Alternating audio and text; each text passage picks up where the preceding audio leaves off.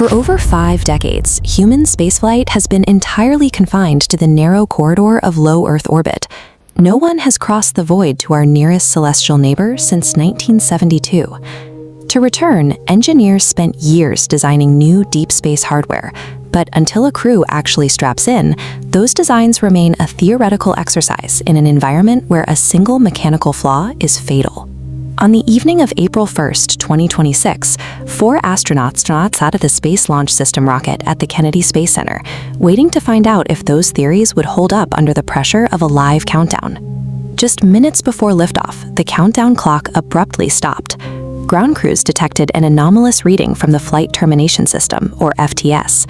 This is a string of explosives rigged to the main fuel tank, designed to detonate the booster if it veers off course. It is the ultimate failsafe, meant to protect people on the ground if the rocket loses control in flight. The issue was eventually traced to a faulty sensor, but the delay served as a reminder of the mission's baseline reality. Modern computing has advanced, but spaceflight is still a high-energy chemical reaction, where every sensor reading is a critical data point for survival.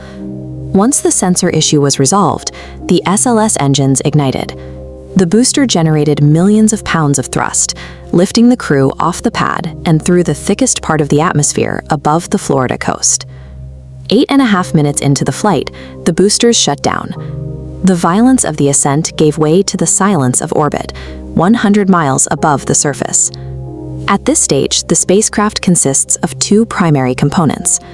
On top is the Orion crew capsule, Integrity. Attached beneath it is the European Service Module, built under contact with the European Space Agency. This lower section is the ship's engine room, providing all the power, propulsion, and life support for the journey. Reach in orbit was the violent first step. The next challenge was the precision physics required to push this combined hardware out of Earth's gravity and toward the moon. After confirming that all systems were healthy, the crew fired the main engine on the service module for the translunar injection burn.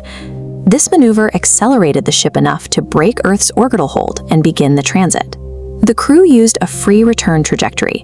By hitting a precise point, they allow the moon's gravity to sling them around the far side and throw the ship back toward Earth, using the gravity of 2 celestial bodies to handle the steering. But while the orbital mechanics were operating with mathematical perfection, the internal systems faced more basic issues. The suction fan on the spacecraft's high-tech toilet failed early in the trip. While it still worked for solids, the crew had to spend the rest of the mission using contingency bags for liquid waste. This was followed by a software lockout that prevented the astronauts from logging into their official NASA email accounts via Microsoft Outlook. These failures illustrate the persistent gap between calculating a million-mile trajectory and managing the practical needs of a human crew. Even on the most powerful rocket ever built, simple issues like plumbing and software access remain active parts of the mission's troubleshooting. On April 3rd, Integrity reached its apogee at over 252,000 miles from Earth. This is the furthest distance any human being has ever traveled from our home planet. While the crew carried high-end Nikon digital cameras, human eyes remain a superior scientific tool in deep space. As this chart shows, our eyes can perceive a significantly wider range of colors and light levels than a digital sensor, allowing the astronauts to see details in shadows and highlights that a camera simply cannot register. This allowed the crew to make several nuanced observations. They noted that the moon is not purely gray, seeing hues of brown and green in lunar impact craters. They also identified 2 previously unknown craters, proposing to name one Integrity and the second Carol, in memory of Commander Reed Wiseman's late wife. Passing over the Oriental Basin, the crew witnessed the rugged geography of the lunar far side. Unlike the smooth volcanic plains on the Earth-facing side, this region is a complex landscape of sharp peaks, steep cliffs, and overlapping impact craters. These first-person accounts provide geological context that satellite images can miss. By having humans on board to interpret the light and shadow of the lunar surface in real time, the mission gathered data that will be used to select landing sites for future crews.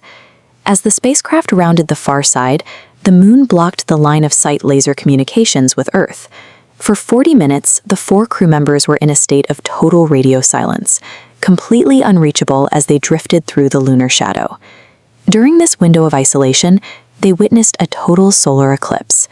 Because the moon appears larger than the sun from this distance, the eclipse lasted nearly an hour. In the absence of sunlight, the crew was able to clearly see the stars and planets against the deep black of space, a view usually washed out by solar glare. This period of absolute celestial isolation was the quietest moment of the 10-day journey. It was a brief window of reflection before they had to prepare for the high-speed physics of their return to Earth. After the 4-day coast back to Earth, the mission reached its most dangerous phase. 20 minutes before hitting the atmosphere, the Integrity capsule used pyrotechnic charges to separate from the service module, which was no longer needed and would burn up during descent. The capsule had to hit a narrow trajectory corridor. If the angle of attack is too shallow, the ship will skip off the upper atmosphere like a stone on water. If it is too steep, the capsule builds up too much heat and pressure, risking structural failure. Entering the atmosphere at 32 times the speed of sound, the capsule slammed into air molecules, creating intense drag. This deceleration subjected the astronauts to forces 4 times greater than Earth's gravity. The friction compressed the air so violently it turned into a 5,000-degree plasma field. This energized state of matter conducts electricity, creating a shield that blocks all radio signals. This resulted in a 6-minute communications blackout as the ship fell through a wall of fire. Once the ship slowed enough for the plasma to dissipate, communications were restored. The main parachutes deployed at 5,000 feet, guiding Integrity to a 19-mile-per-hour splashdown in the Pacific Ocean, off the coast of San Diego. By surviving the thermal and physical loads of a high-speed lunar return, the hardware of Artemis II has been validated for deep space transit.